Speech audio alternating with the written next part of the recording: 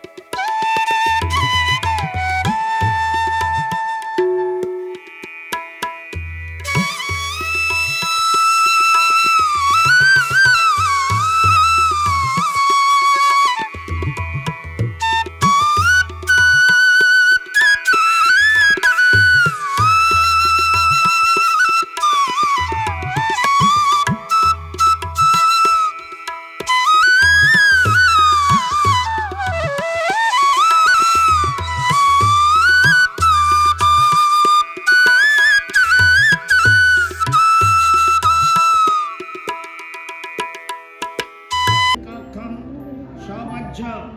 अभ्यंतरा शुचे नमो शुचे नमो शुचे नमो शुचे नमो मंगलम भगवान विष्णु मंगलम बेलपाता फूल दूध दही घी मधु और कला शिवरात्रिर आगेर दिन हविष्य बा निरामिष खेये थाकते हय रात्रिरे बिछानाय ना शुए कम्बल किंबा घरेर बिछानाय संयम हয়ে শোয়ার নিয়ম शिवरात्रिर दिन सकाले स्नान करे बेलपाता तुले राखते হবে এরপর समस्त दिन उपোস করে থেকে গঙ্গা মাটি দিয়ে 4টি শিবলিঙ্গ তৈরি করে রাত্রিরে 4 প্রহরে 4 বার শিব পূজা করতে হয় প্রথম প্রহরে দুধ দিয়ে शिवलिंगे स्नान कर पूजा करार नियम द्वितीय प्रहरे दई दिए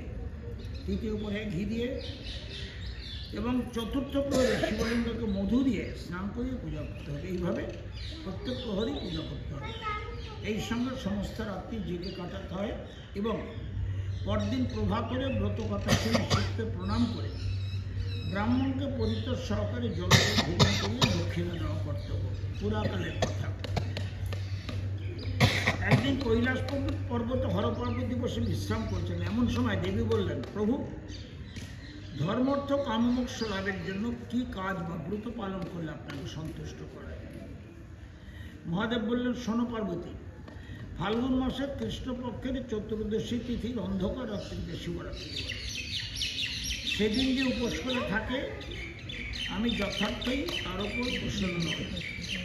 এই ব্রত আমার খুবই প্রীতিকর এই ব্রতের গুণে এই গণের সপ্তদ্বীপের উদ্দেশ্য রয়েছে এখন এই তিথির মাহাত্ম্য বলছে শোনো পুণ্যতীর্থ কাশীনগরে এক ব্যাধ বাস করত প্রাণীবধ করাই ছিল তার কাজ একদিন সে তীরধনুক নিয়ে শিকার করতে গেল একটা বনে গিয়ে সে অনেক রকমের পশু পাখি শিকার করবে সে যখন শিকার জড়ো করে বাড়ি ফিরবে তখন দেখলো তার শিকারের মাংস বোঝা খুব ভারী হয়ে উঠেছে একলা সেগুলো নিয়ে যাওয়া খুবই কষ্টকর তখন সে সেই বনের একটা গাছের তলায় সেগুলো রেখে একটু বিশ্রাম করতে হবে খুব ক্লান্ত হয়ে থাকার দরুন কিছুক্ষণের মধ্যেই সে গভীরভাবে ঘুমিয়ে পড়ল সূর্য ডুবে যাবার অনেকক্ষণ পর তার ঘুম ভাঙল তখন সে দেখল যে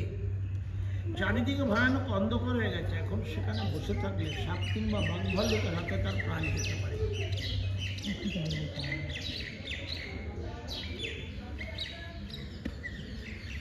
এই অন্ধকারে পথ চিনে নিজের কুঠিয়ে ফেরা অসম্ভব নয় তখন সে হাতে হাতে সেই গাছটার উপরে এই মাংসের বোঝাটা উঠে পড়ল এবং মাংসের বোঝাটা গাছের লতা পাতা দিয়ে ডালে বেঁধে রেখে কোনো রকমে গাছে বসে রাতটাকে ঠিক করল একে সে খিদের জ্বালায় অস্থির তার উপর শিরশির করতে থাকায় শীতে তার কাঁপুনি ধরল কাজেই সে জেগে বসে গেল সারা রাত সেটা ছিল বেলগাছ আর ঘটনাচক্রে আমার একটা শিবলিঙ্গ মূর্তি ছিল সেই গাছের তলায় সেদিন ছিল শিবরাত্রি তিথি আর ব্যাধ সারাদিন পৌঁছেছিল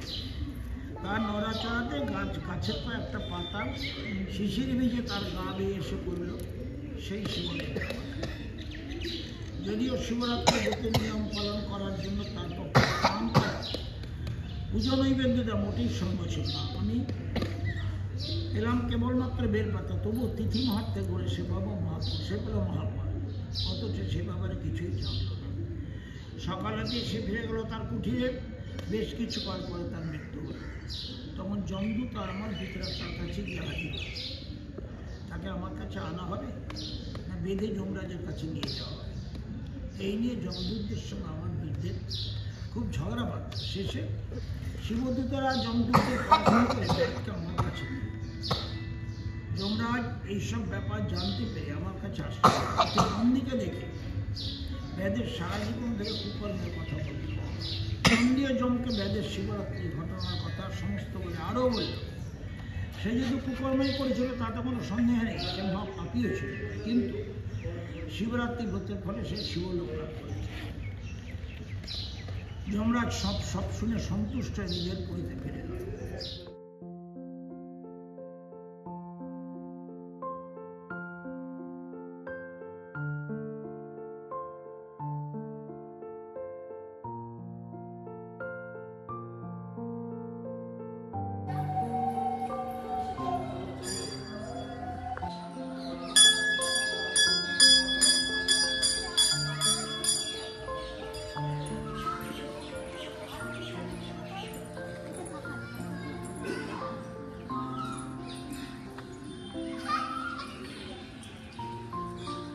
3 बज रहे हैं एंड